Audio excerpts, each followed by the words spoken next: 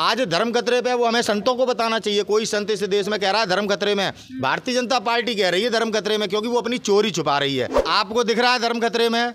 मुगल थे ना, वो धर्म खतरे में नहीं ला पाए। अंग्रेजों ने 200 साल शासन किया, धर्म खतरे में नहीं हुआ। आज मोदी प्रधानमंत्री, अमित शाह गृह मंत्री हैं, और सारे हमारे सेना के अध्यक्ष हिंदू हैं, और सारे हमारे सुप्रीम कोर्ट से लेकर सभी कोर्टों में बैठा है हिंदू।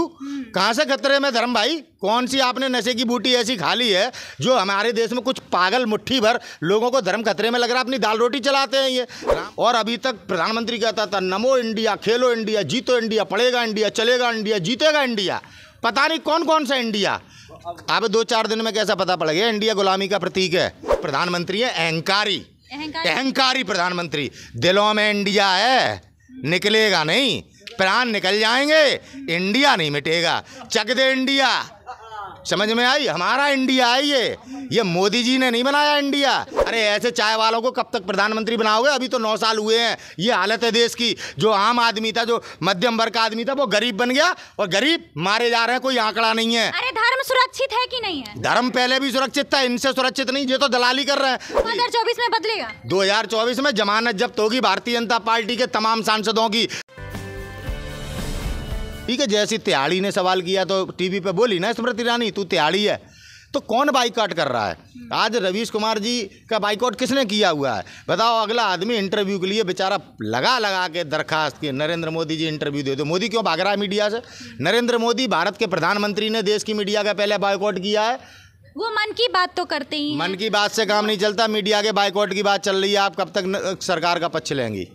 मीडिया का बाइकआउट किसने किया? Narendra Damodar Das Modi, prime minister of India ने सबसे पहले इस देश में मीडिया का बाइकआउट किया, जो आज देश को गुमराह कर रहे हैं। कांग्रेस पार्टी ने उन पत्रकारों का बाइकआउट किया है जो देश के चौथा स्तंभ, लोकतंत्र की सबसे बड़ी ताकत होने के बावजूद कुछ चंद नेताओं की दलाली और चाटुकरताई कर रहे हैं, जो देश को भ्रमित कर रहे हैं। अरे पाकिस्तान से आई महिला को भाभी बना दिया है। गैर संवैधानिक तरीके से पाकिस्तान से कोई भी हमारे देश में कैसे आ सकता है? मोदी का बयान आपने सुना होगा। स्टालिन के जो पुत्र हैं, उन्होंने इंडिया अलायंस से ही है, उन्होंने कहा कि सनातन धर्म जो है डेंगू की तरह है। आप इसको मानते हैं? भारतीय जनता पार्टी ने बना दिया ना डेंगू की तरह। अच्छा, आप ये मान रहे हैं? अरे ये भारतीय जनता पार्टी ने जो किया है, स्टालिन के पुत्र ने वो सबके सामने रखा है। डेंगू नहीं है तो क्या महंत नरेंद्र गिरी जी की हत्या हो जाती है?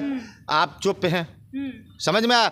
केदारनाथ से 238 किलो सोना चोरी हो गया। एक भी देवकी नंदन ठाकुर हो, चाहे धीरेन्द्र शास्त्री हो, चाहे आदित्यनाथ योगी हो, चाहे अमित शाह हो, चाहे नरेंद्र मोदी हो, टीवी के सभी एंकर, कहाँ है भाई चोरी कैसे हो गई? और केदारनाथ मंदिर से चोरी कैसे हो सकती है? डबल इंजन की सरकार है, कोई बोला?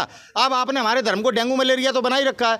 आज धर्म खतरे पे, वो हमें संतों को बताना चाहिए। कोई संत इस देश में कह रहा है धर्म खतरे में, भारतीय जनता पार्टी कह रही है धर्म खतरे में, क्योंकि वो अपनी चोरी छुपा रही है। क्योंकि राहुल गांधी जी पूछते 20,000 करोड़ कहाँ गया, किसका था? आज तक जवाब आया? आप माइक बंद कर देते हैं हमारे नेता राहुल गांधी जी का, हैं? आप अब लोकतंत्र की दुहाई दे रहे हैं। जब हमारे नेता राहुल गांधी जी अपनी कोई बात रखते हैं, उनकी भारत जोड़ो यात्रा को दिखाया इसने, जो आज अपने आप को कह रहा है कि डेमोक्रेसी की हत्या हो रही है। इतनी बड़ी किसी ने 3,000 किलोमीटर तक की यात्रा निकाली, कितनी आपने अपने मीडिया चैनलों पर दिखाई?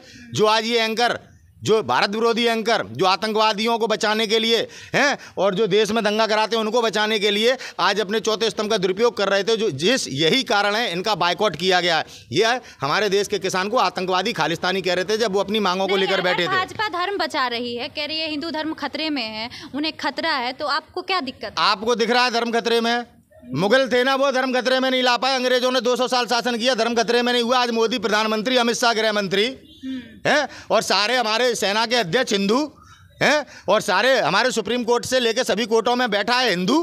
कहाँ से खतरे में धर्म भाई? कौन सी आपने नशे की बूटी ऐसी खा ली है जो हमारे देश में कुछ पागल मुट्ठी भर लोगों को धर्म खतरे में लग रहा है? अपनी दाल रोटी चलाते हैं ये। राम मंदिर पे चंदा मांगकर खाने वाले लोग आज हमें बता रहे हैं राम मंदिर बना रहे हैं, हमारा ही पैसा, हमने ही प्रधानमंत्री बनाया राम मंदिर के नाम पे।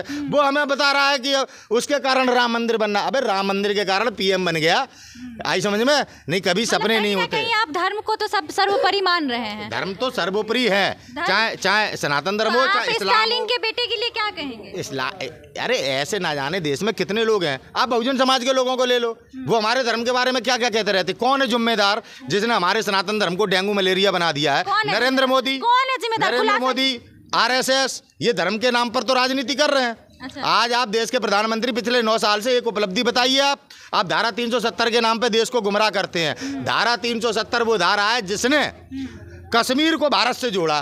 कश्मीर भारत का हिस्सा नहीं था, वल्लभ भाई पटेल इसको नहीं जोड़ पाए थे।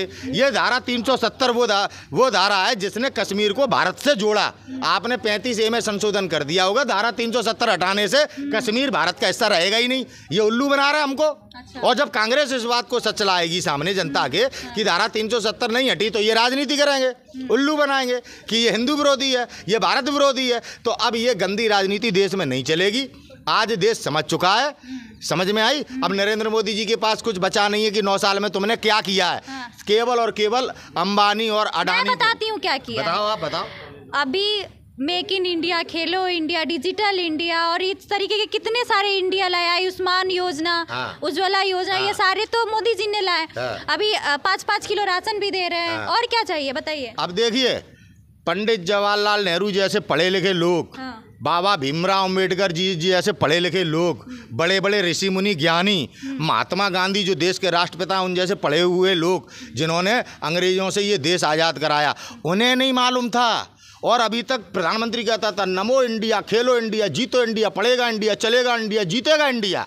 पता नहीं कौन कौन सा इंडिया। अब 2-4 दिन में कैसा पता पड़ गया इंडिया गुलामी का प्रतीक है। कितने दोगली मानसिकता के लोग हैं। अगर ऐसा प्रधानमंत्री अगर हम अपने देश का चुनते रहेंगे, फिर भैया कैसे विश्वगुरु बनेंगे? बेकारी बनेंगे। अपने इवेंट को कराने के लिए 2 साल पहले हमारा नंबर था कि हम G20 की अध्यक्षता करें। आपको मालूम था कि 24 में चुनाव है, 2 साल टाला। 2 साल टाला। मैं नहीं कह रहा, सुब्रमण्यम स्वामी जी ने जो बात बताई है, मीडिया तो बताएगा नहीं, क्योंकि दिस इज गोदी मीडिया, ठीक है। तो वो सुब्रमण्यम स्वामी भाजपा का नेता बता रहा है, जो सबसे वरिष्ठ नेता है। अब 2024 में जनता को बेवकूफ़ बनाने के लिए 150 परिवार तो उजाड़ दिए, घर तोड़ दिए साहब, अपने इवेंट को करने के लिए, क्योंकि ज़मीन पे कोई काम किया नहीं ना। 2 करोड़ रोजगार, 15 लाख तो जुमला है। जो बोलते हैं वो टोटल जुमला बोलते हैं। अब देश को मालूम पड़ गया झूठ कितने दिन बोलोगे भाई। ये बड़ी दुख की बात है कि प्राइम मिनिस्टर ऑफ इंडिया झूठ बोलता है, और झूठे आदमी की विश्व में क्या इज्जत होगी। प्राइम मिनिस्टर ऑफ भारत कहिए। Prime minister of India. आप कागज से इंडिया मिटा सकते हैं, समझ में आई, क्योंकि आज आप प्रधानमंत्री हैं अहंकारी प्रधानमंत्री। दिलों में इंडिया है, निकलेगा नहीं, प्राण निकल जाएंगे, इंडिया नहीं मिटेगा। चक दे इंडिया, समझ में आई। हमारा इंडिया है ये मोदी जी ने नहीं बनाया इंडिया। तो भारत नहीं स्वीकार करेंगे। क्यों, भारत भी है। ये बात तो एक ही है ना। मूर्ख लड़ रहे हैं, मूर्ख। क्योंकि जो प्रधानमंत्री के चाटुकार, अंधभक्त, जिन्हें देश से कोई लेना देना नहीं, जिन्हें क्या हो रहा मणिपुर में कोई लेना देना नहीं, जो किसानों को आतंकवादी कह रहे थे, जो गरीबों के घर तोड़ने में जो पैसे कमा रहे हैं, वो लोगों के लिए ये हो सकता है इंडिया और भारत में भेद। हमारे लिए भारत भी वही है जो इंडिया है। आई समझ में, संविधान में भी लिखा है, ये दिलों में है इंडिया, रगों में है, हमारी में खून में है इंडिया। नहीं मिटेगा। कागजों से मिटा, कागजों से सुन लो बात। हाँ। नरेंद्र मोदी जी कागजों से भी अगर मिटा के दिखा दें इंडिया तो मान जाऊंगा। हर जगह है इंडिया। कहाँ से मिटाओगे इंडिया? कहाँ से मिटाओगे? कल तक खुद इंडिया के नाम पे वोट फॉर इंडिया, आज ऐसा क्या हो गया भाई? कौन सा सपना आ गया, कौन सा ज्ञान आ गया जो हमें पंडित नेहरू ना बता पाए, जो हमें भीमराव अम्बेडकर जी ना बता पाए, बड़े बड़े परिवारवाद नहीं चलेगा, बड़े बड़े संत जगत गुरु कृपालु जी ना बता पाए, बड़े बड़े संत हुए इस देश में, उनने नहीं बता पाया इंडिया गुलामी का प्रतीक है। अचानक इस मोदी जी को 4 दिन पहले कहाँ से सपना आ गया कि ये प्रतीक है? अवसरवादी, स्वार्थी, लालची, अहंकारी प्राइम मिनिस्टर है भारत का। जिसकी बात की वैल्यू ना हो उसकी कोई वैल्यू नहीं होती। सबसे बड़ा झूठा आदमी है। कभी कांग्रेस पार्टी ने मंच पर खड़े होकर जनता से झूठे वादे नहीं किए। पूरे 70 साल का इतिहास उठा के देख लेना।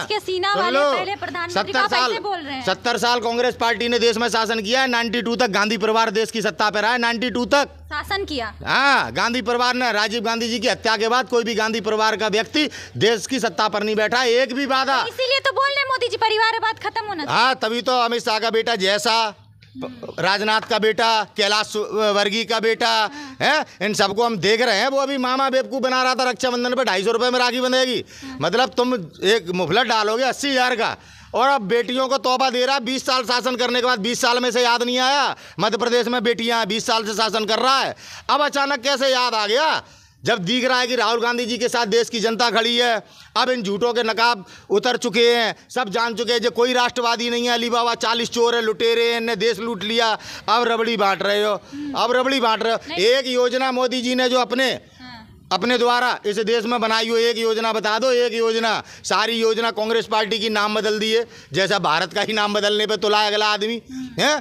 कभी शहर के नाम बदल देते हो, क्या दिया तुमने नाम बदलने पे, क्या दिया? आज जो शहर का नाम अगर किसी के नाम पे पड़ा, सुन लो, अकबर रोड बना हुआ है अगर, तो अकबर ने कुछ किया है, इमारतें बनाई हैं, तब अकबर रोड बना हुआ है। अगर किसी के मुसलमान के नाम से शहर बना हुआ है तो वो उसने बसाया है, तुमने नाम बदल के क्या दे दिया? क्या दे दिया? देवी देवता है। हाँ, ताजमहल में भी देवी देवता है, वो भी हमारे इंडियंस ने बनाया है। बेशक गुलाम थे हम, हमारे भारत के मजदूरों ने बनाया है। ताजमहल में देवी देवता है। हम के बेवकूफ़ हैं क्या भाजपा वालों की तरह? वो हमारे देश में ऐसी इमारत है जो दुनिया की नंबर 1 इमारत है। अब आप उस पर राजनीति, इनके पास कुछ है नहीं ना, इसलिए कभी ताजमहल ले आते हैं। बता, भारत और इंडिया ले आए, अब तो देश को समझना चाहिए ये चोर हैं, चोर हैं, ये चोर हैं, इंडिया अलायंस वाले चोर हैं, सारे चोर इकट्ठे हो गए। इनका काम ही यही है, दूसरे चोर को जो चोर, दूसरे को चोर बता के, दूसरे को चोर बता के। इन्होंने क्या दूसरे चोर को चोर कहते हैं? हाँ, तो जो बताओ, गारंटी दे रहे थे कि मैं भ्रष्टाचार पे लगाम लगाऊंगा। अब वो आज सरकार में है, डिप्टी सीएम है या नहीं है? तो ये चोर हैं, सारे एकजुट होके दूसरे को चोर बताते हैं, हम ये कह रहे हैं। अच्छा, ये दूसरे को चोर बताते हैं और खुद शरीफ बन जाते हैं धर्म का चोला पहन के। आपके इंडिया अलायंस वाले कह रहे हैं सनातन धर्म डेंगू है, तो आप खुश हो रहे हैं? 28 मुकदमे क्यों? ये किनके कारण कह रहे हैं? आज हमारे धर्म मतलब वो कुछ भी कहे, इंडिया अलायंस वाले बोलेंगे सनातन। पूरी दुनिया में क्या आलोचना हो रही है? जब आप किसी के धर्म का आलोचना, यहाँ पे कौन करता है? देश में इस्लाम की आलोचना कोई करता है? भारत का नागरिक, केवल बीजेपी और आरएसएस के लोगों के सिवा, और पूरी दुनिया हमारे धर्म के ऊपर उंगली उठाती है। तो ये भी कहते हैं कि हिंदुस्तान में जो भी रहने वाले वो सारा हिंदू है। तो वो तो भैया बता तो रहे हैं, उनकी तो बपौती है। ये तो जब अंग्रेज थे तो अंग्रेजों की चप्पलें उठाया करते थे। अच्छा। आज हमारे देश में न शासन प्राप्त हो गया है, तो अब कहता है ना संदीप पात्रा कि मोदी देश के बाप हैं, तो इन भाजपाई और आरएसएस के बाप तो मोदी है, हम नहीं कह रही है। संदीप पात्रा ने, कन्हैया कुमार बैठा हुआ था और जय गोदी मीडिया जिनका बहिष्कार किया, इन्हीं के चैनल पे बैठ के कही मोदी देश के बाप हैं। अब बताओ, बताए देश की जनता, क्या मोदी तुम्हारा बाप है? मोदी बाप है आरएसएस का, मोदी बाप है भारतीय जनता पार्टी का, मोदी हमारा बाप नहीं है। समझ में आई? हम उदयपाल सिंह सेंगर के लड़के हैं, समझ में आई? मोदी बाप है इन भाजपाइयों का। और ये टीवी पर बैठ के कहा, पूरे देश ने सुना। अब जब नहीं बोलने की हिम्मत है, राहुल गांधी जी बराबर कह रहे हैं, डरो मत, डरो मत, हम अंग्रेजों से भी लड़े थे, मुगलों से भी लड़े थे, हम इनसे भी लड़ेंगे। तो खुद की सदस्यता बचा नहीं पाए और आप कहते हैं डरो मत। क्या बात कर रही हो? डर के मारे उनकी सदस्यता गैर संवैधानिक तरीके से ये षड्यंत्र करके छीनी गई, फिर वापस में देनी पड़ी ना, मुंह की खानी पड़ी ना। अरे राहुल गांधी जी देश की जनता के दिल में राज करते हैं। फ्लैंक किस दे रहे थे? स्मृति ईरानी ने कहा कि हमें फ्लैंक किस दे रहे हैं। अच्छा, मैडम पता है, अपनी सहेली के पति के साथ रह रही है जो आज उनका पति है। समझ में आई? किनकी बात? अगर अब मैडम टिप्पणी नहीं कर सकते। मैडम संसद में बैठ के झूठ बोल रही है। फ्लैंक किस किए होंगे? अरे वैसे किए काम में, कोई प्रमाण है? हेमा मालिनी जी ने मना किया, मैंने देखा ही नहीं। सामने, सबके सामने स्पष्ट है। वो तो केवल मुद्दे की बात ना हो पाए, मणिपुर की बात ना हो पाए, जहां महिलाओं को निवस्त्र करके घुमाया गया। आप बताओ, मणिपुर पे क्या बोली आपकी स्मृति ईरानी? 1 जनवरी को दिल्ली की सड़कों पे 10 किलोमीटर तक एक बेटी को खचेड़ा गया भाजपा नेताओं के द्वारा, क्या बोली? लेकिन उसको केरला में हथनी मर जाती है, उसके पेट में बच्चा है, वो दिखाई दे जाता है। तो ऐसी स्मृति ईरानी को आज देश समझ चुका है।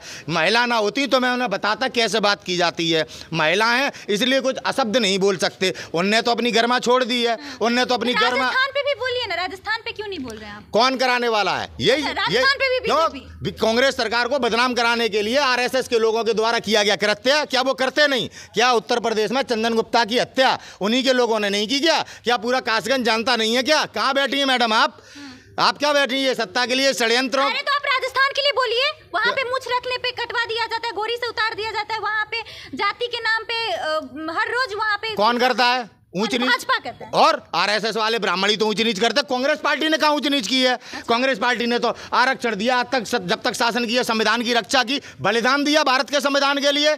ऊंच नीच कभी कांग्रेस पार्टी ने नहीं की, अधिकार दिए कांग्रेस पार्टी ने। जो आज देखो आप दलित समाज के, बहुजन समाज के, ओबीसी समाज के कितने लोग नौकरियों पर हैं, कोई वकील है, कोई जज है, कोई बड़ा नेता है, ये कांग्रेस की देन है। मोदी जी जब से आए हैं सबको साथ लेके सबके पैर काट दिए। आज कोई भी देश का नेता अगर बोल पा रहा हो तो बताओ, शिवसेना तक के के साथ तो विश्वासघात किया है। क्या बात कर रही हैं मैडम आप? देश बेवकूफ़ नहीं है, देश सब समझता है। मतलब हत्या हो रही है, उसका जिम्मेदार सीधी कांग्रेस, और जो करेगा वो कौन लाभ लेता है? आज हमारे देश में सरकार को मजबूत होना चाहिए। आज हमारे देश में सेना के अधिकारी मारे गए जम्मू कश्मीर में, आज उस पर कोई बात कर रहा है? किसका फेलियर है ये? सेना में अधिकारी पीछे चलता है, आगे चलता है। ऐसी हेमंत करकरे को मारा था। हेमंत करकरे को क्यों मारा गया? क्योंकि साध्वी,